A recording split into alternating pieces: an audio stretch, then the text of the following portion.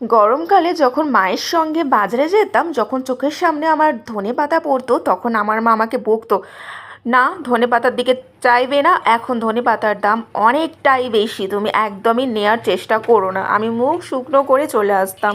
কিন্তু এখন তো শীতকাল পড়ে গেছে, আহা, এখন ধনেপাতার দাম অনেকটাই সস্তা হয়ে গেছে। তো আমি বাজারের পাশ থেকে আজকে যাচ্ছিলাম মাকে ছাড়তে, আর চোখের সামনে পড়লো ধনেপাতা, নিয়ে নিলাম একতারি। এখন তো আর মা আমাকে বকতে পারবে না।